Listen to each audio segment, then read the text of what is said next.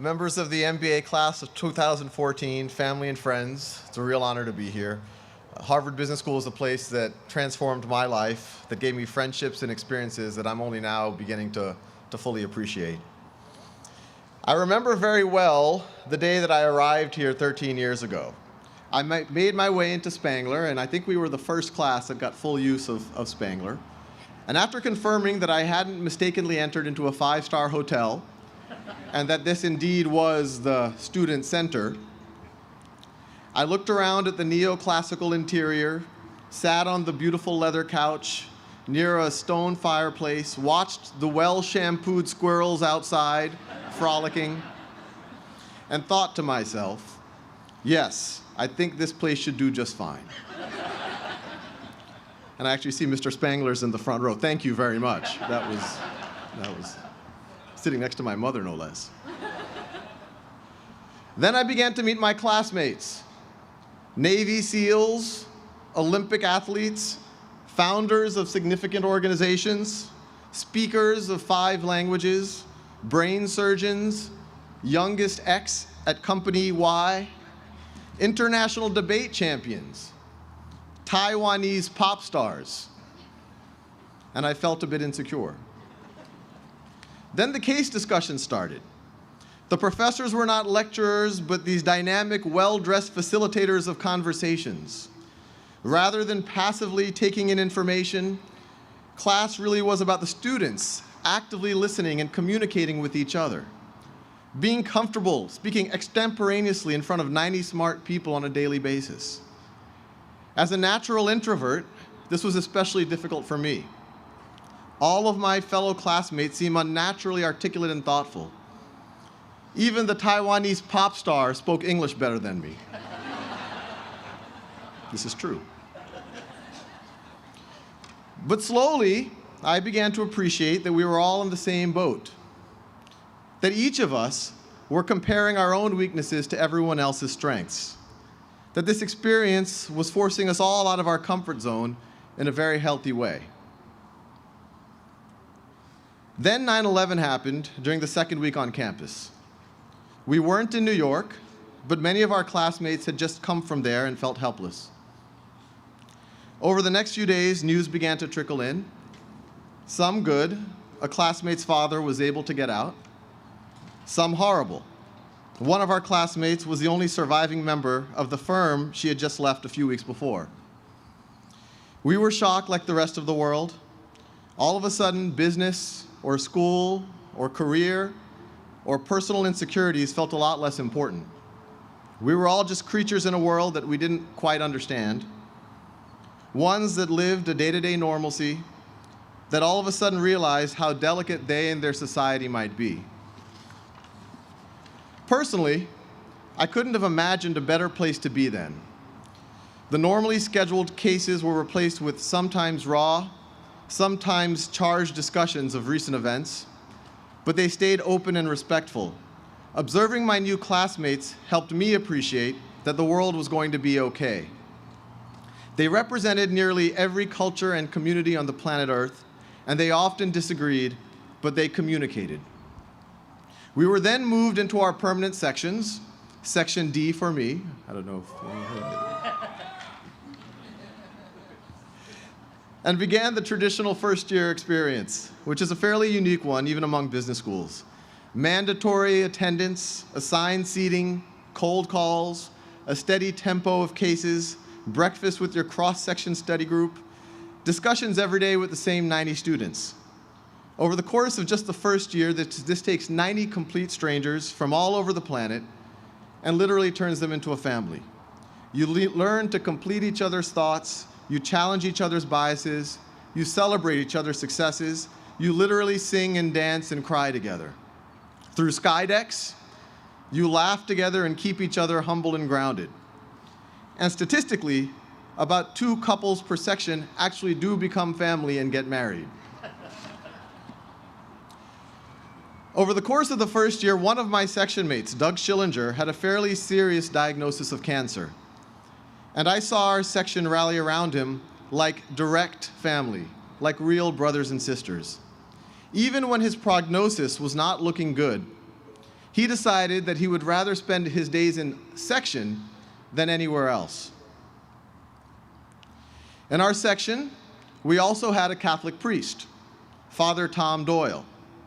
He became a counselor not just for the Catholics on campus, but for our entire class.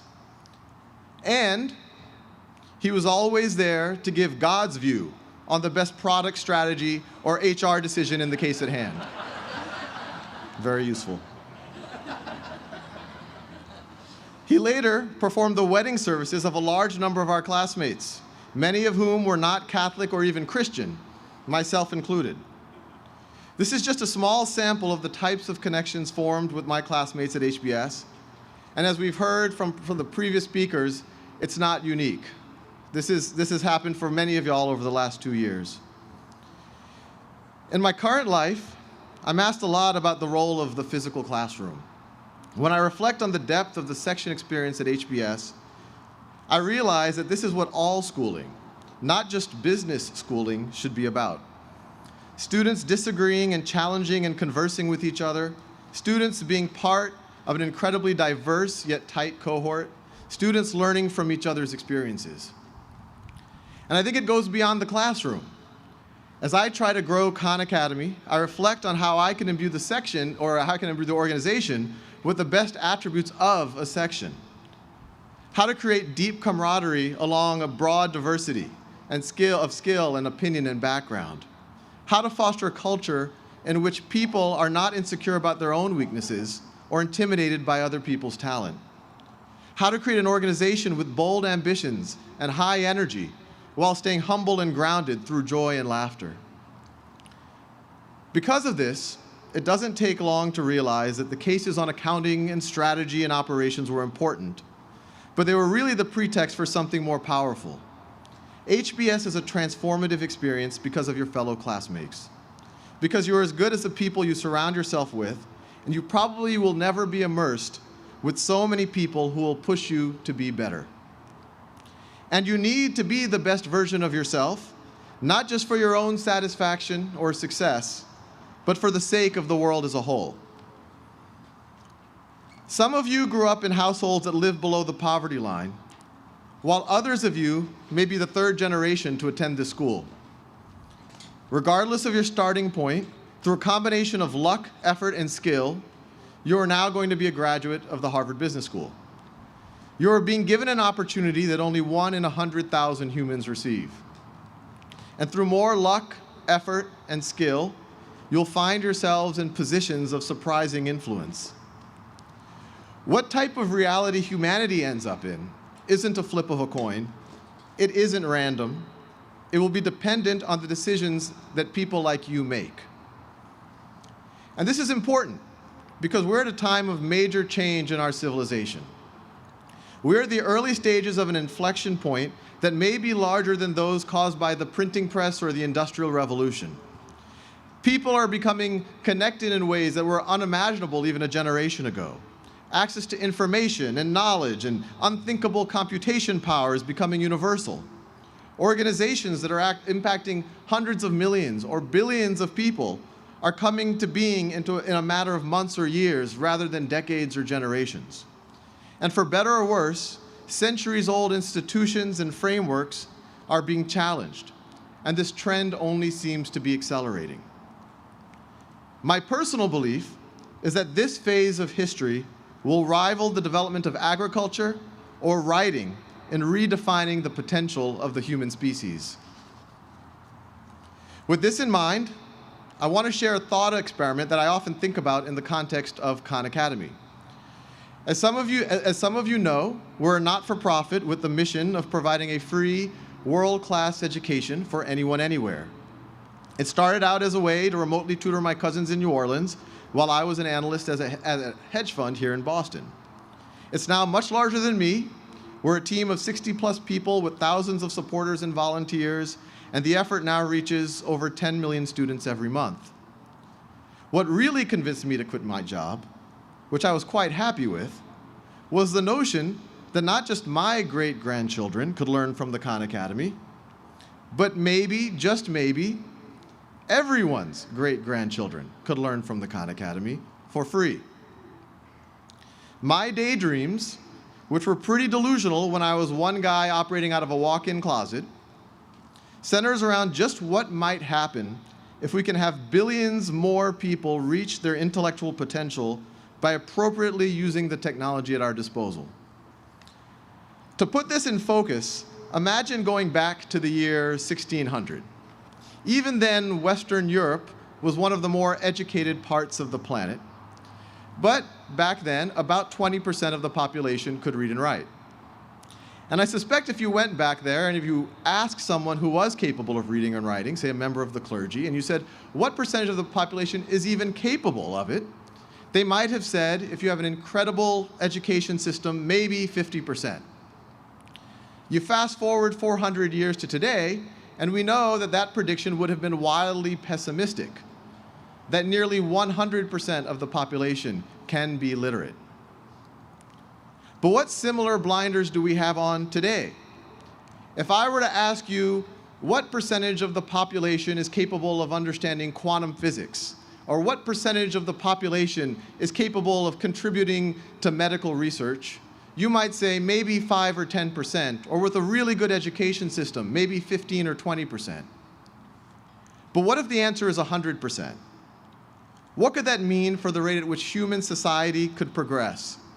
What would that mean for the human condition?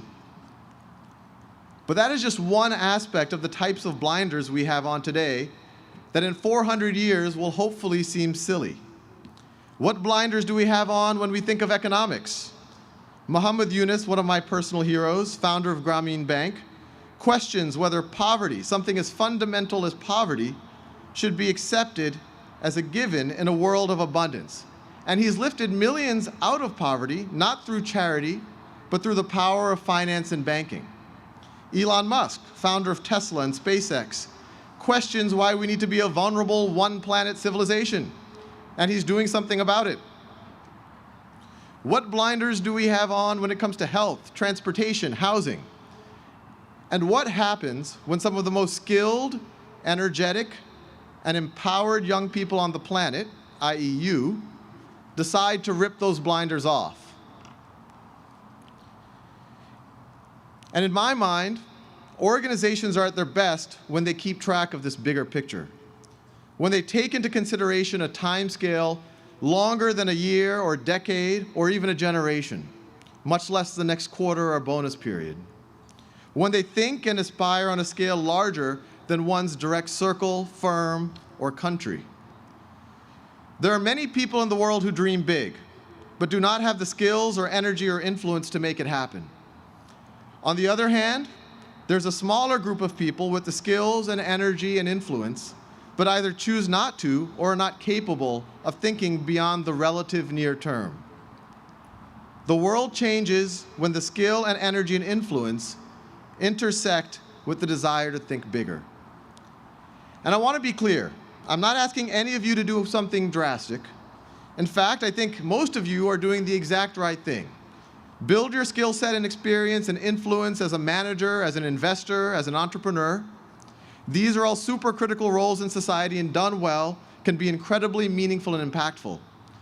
Instead, I'm asking that you approach your work with an eye towards the horizon, that you don't allow your capacity to dream to atrophy, that you don't let your desire to fit in keep you from questioning assumptions and ripping off blinders.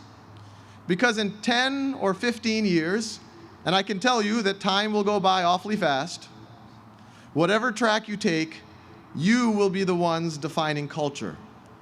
You will be defining how your industry does things. You will be in the position to take your business or industry or society to a completely new place. Whatever you choose to do, you will have the skills and experience to attract others to your cause.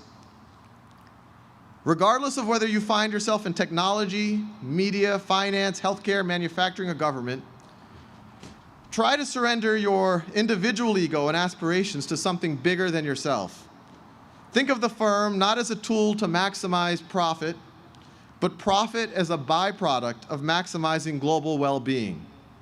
Money not as a superficial scoreboard of success, but a command over resources to make the world a better place. Leaders don't assume the current reality is a given. They assume that it can be changed for the better, and they then bring people along to visualize and imagine and work towards this better reality with them.